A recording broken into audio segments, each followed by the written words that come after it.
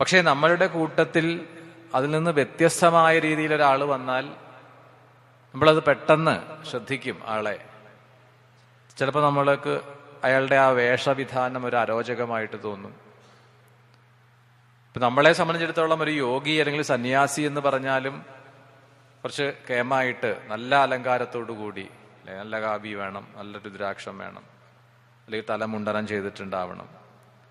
ഇതൊക്കെ അല്ലാതെ മുഴുവൻ ജടാമുടിയായിട്ട് ഈ ഹിമാലയത്തിലൊക്കെ യാത്ര ചെയ്യുമ്പോൾ കാണാം ശരീരം മുഴുവനും ഈ ഭസ്മം അഭിഷേകം ചെയ്യപ്പെട്ട നിലയിൽ, നാമമാത്രമായിട്ടാവും ചിലപ്പോൾ വസ്ത്രം, കയ്യിൽ വലിയ ദണ്ടുണ്ടാവും, കണ്ണ് മാത്രമായിരിക്കാം. ഈ ഭസ്മം ഇല്ലാത്ത ഒരു ഭാഗം ചിലപ്പോൾ കണ്ണിന്റെ ആ പോളയ്ക്ക് ഉള്ളിൽ മാത്രം, കണ്ണ് തുറന്നാൽ അവിടെ മാത്രം ഭസ്മം ഉണ്ടാവില്ല. ബാക്കി മുഴുവനും ഇങ്ങനെ ഭസ്മലേപനം ചെയ്ത് ഭസ്മം അഭിഷേകം ചെയ്തതുപോലെ ഒക്കെ വിഹരിക്കുന്നതായ ചില യോഗികളെ കാണാം. അപ്പൊ നമുക്ക് അങ്ങനെ ഒരാൾ നമ്മളുടെ അടുത്ത് വന്നിരുന്നാൽ നമുക്ക് ബുദ്ധിമുട്ടാണ്. അവരോട് നമുക്ക് ഇടപഴകാൻ കുറച്ച് പ്രയാസമാണ്. അവരുടെ ഉദ്ദേശം അത് തന്നെയാണ്, ഈ ലോകബാഹ്യമായിട്ടിരിക്കുക എന്നുള്ളതിന്റെ ഉദ്ദേശം ആരുമായിട്ട് അധികം സമ്പർക്കം ഉണ്ടാവരുത്, അതിനു വേണ്ടിയിട്ടാണ്. പലപ്പോഴും ഈ വളരെ ജനത്തിരക്കുള്ള ഇടങ്ങളിലൊന്നും ഇവർ വരില്ല. അഥവാ അങ്ങനെ മാറിയിരിക്കുന്നുവെങ്കിലും അവരുടെ അടുത്തേക്ക് സാധാരണ മനുഷ്യനെ അവര് അനുവദിക്കുകയില്ല, ആട്ടി അകറ്റുകയാണ് ചെയ്യുക. ചെല്ലാനോ നമസ്കരിക്കാനോ ഒന്നും അവരെ അനുവദിക്കില്ല.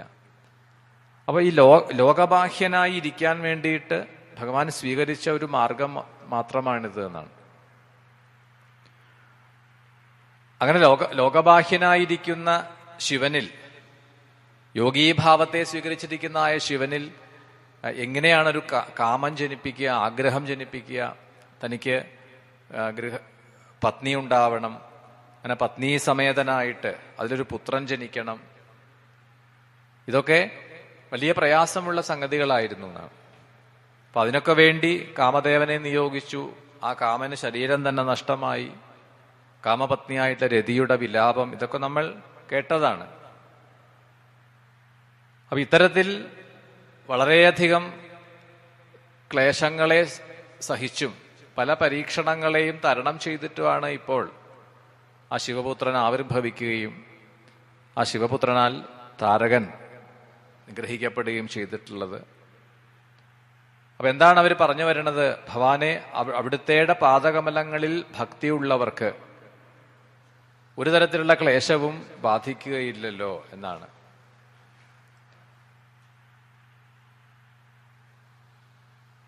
തത പ്രസന്നോ ഭഗവാൻ തേഷാം ദിവിഷതാം ദദാവ അനുജ്ഞാം സ്വർച്ഛായാം ഭക്തിയവശ്യോ ഹരാത്മജ തതസ്തേ ബ്രഹ്മവിഷ്ണുവാന്യാ ദേവാ സർവേ ജഗത് പ്രഭോ ആഹൂയ വിശ്വകർമാണം അതിശില്പ മനോരമം വയമിവ ചാമദേവേശ തദർച്ചാവിധിജം പ്രിയം അനുജാനിഹി ഭഗവാൻ അനന്തമഹിമാലയ.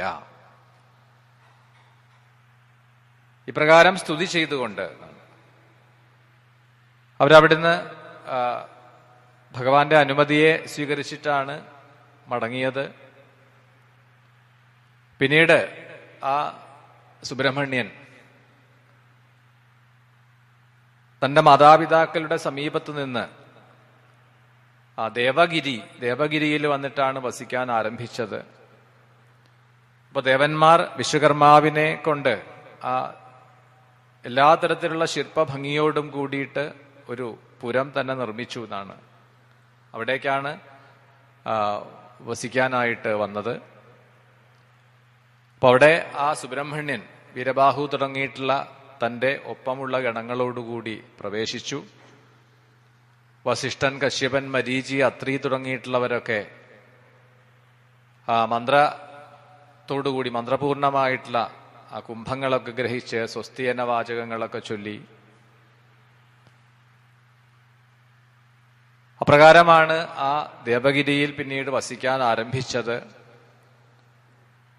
അപ്പോൾ ഇവിടെ യുദ്ധക്കളത്തിൽ ഈ താരകാസുരന്റെ മരണവാർത്തയെ കേൾക്കുന്നതായ ആ താരക പത്നിമാർ അവർ വിലപിക്കാൻ തുടങ്ങി. ലോകം മുഴുവൻ കീഴടക്കി ഭരിച്ച ആളായിരുന്നു തങ്ങളുടെ ഭർത്താവ്. ഇപ്പോൾ ആ ശിവപുത്രനാൽ നിഗ്രഹിക്കപ്പെടുകയാണ് ഉണ്ടായിരിക്കുന്നത്. രുരുദുർഭ്രശദുഃഖാർത്ത കുരര്യായ വസുസ്വരം ഹാ നാഥ നാഥ ദൈത്യേന്ദ്ര ത്രൈലോക്യാമിത വിക്രമ. അനൃസിംഹ മുഖശാപി സാനുബന്ധോ ഹതോധ്രുവം യസ്യോരസി ഹരേശക്രം പ്രത്യഹൻ അതിനിഷ്ഠുരേ കഥം ബാലസ്യ സാ ശക്തി. എന്താണ് ഈ താരകാസുരന്റെയൊക്കെ പ്രഭാവം, എത്ര പ്രഭാവശാലിയായിരുന്നു എന്നിങ്ങനെ പറഞ്ഞുകൊണ്ടാണ്.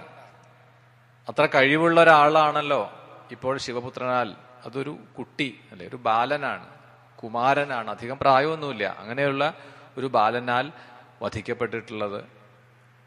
ത്രൈലോക്യത്തിലും അമിതമായ വിക്രമത്തോടു കൂടിയ അങ്ങ് എന്തുകൊണ്ടാണ് ഞങ്ങളെ ഉപേക്ഷിച്ചു പോയത്?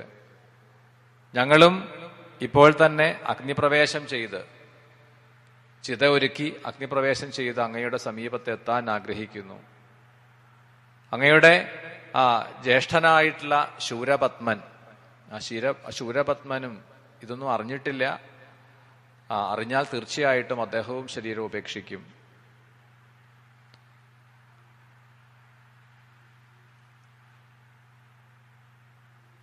ഏതൊരു താരകാസുരന്റെ മാറിടത്തിലാണോ ഒരിക്കൽ യുദ്ധസമയത്ത് മഹാവിഷ്ണു പ്രയോഗിച്ച സുദർശനം താരകാസുരന്റെ മാറിടത്തിൽ തട്ടിയപ്പോൾ അതൊരു ആഭരണമായിട്ട് ശോഭിച്ചു എന്നാണ്.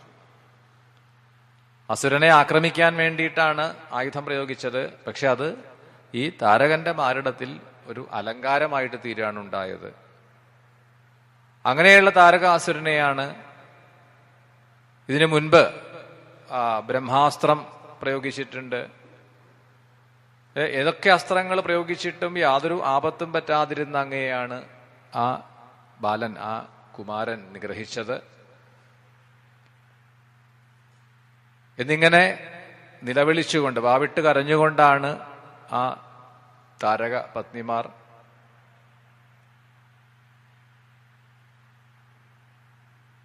പിന്നീട് ഈ താരകാസുരന്റെ പുത്രനും അവിടേക്ക് എത്തിച്ചേർന്നു. തന്റെ പിതാവിന്റെ മരണവാർത്തയെ കേട്ട് വളരെയധികം ദുഃഖത്തോടുകൂടി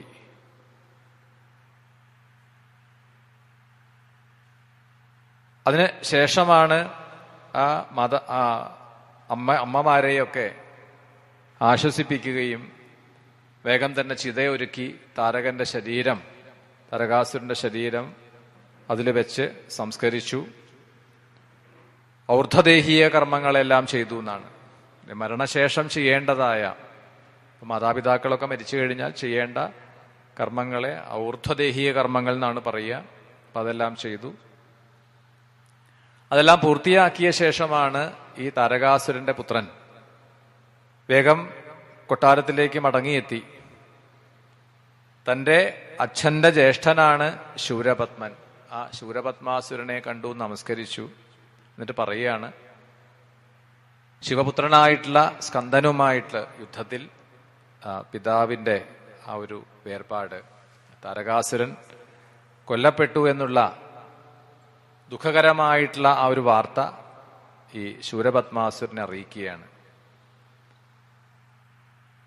അപ്പൊ തന്റെ കാലിൽ വീണ് കൊണ്ട് വിലപിക്കുന്നതായ തന്റെ അനുജന്റെ പുത്രൻ, ആ താരകാസുരന്റെ പുത്രനെ പുത്രവാത്സല്യത്തോടുകൂടി തന്നെ എഴുന്നേൽപ്പിച്ച് ആശ്വസിപ്പിച്ചു. അപ്പൊ തന്റെ സഹോദരന്റെ മരണവാർത്ത കേട്ട്, താരകാസുരന്റെ മരണവാർത്ത കേട്ട് അത്ഭുതപ്പെട്ടുകൊണ്ടാണ്, ആശ്ചര്യപ്പെട്ടുകൊണ്ടാണ് ശൂരപത്മൻ. കാരണം ദേവന്മാർക്ക് ആർക്കും ഈ താരകനെ നിഗ്രഹിക്കാൻ കഴിയില്ല, അവരാരും സമർത്ഥരല്ല. പിന്നെ എങ്ങനെയാണ് ഈ താരകൻ കൊല്ലപ്പെട്ടത്? നീ എന്താണ് ഈ പറയണത്? ഒരുപക്ഷെ നീ ഒരു ദുസ്വപ്നം കണ്ടതായിരിക്കാം. കാരണം ദേവന്മാർക്ക് ആർക്കും തന്നെ ആയുധം പ്രയോഗിച്ചിട്ടോ ഏതെങ്കിലും മാർഗത്തിൽ താരകനെ നിഗ്രഹിക്കാൻ കഴിയില്ല. അങ്ങനെയുള്ള വരങ്ങൾ നേടിയിട്ടുള്ള ആളാണ് താരകൻ. അപ്പോഴാണ് ഈ പുത്രൻ പറഞ്ഞത്, അല്ല, ഞാൻ സ്വപ്നത്തിൽ കണ്ട ഒരു കാര്യമല്ല പറയുന്നത്. എൻ്റെ അച്ഛൻ്റെ, അങ്ങയുടെ അനുജന്റെ ആ മൃതശരീരം സംസ്കരിച്ചിട്ട് അതെല്ലാം പൂർത്തിയാക്കിയിട്ടാണ് ഞാനിപ്പോൾ വന്നിട്ടുള്ളത്.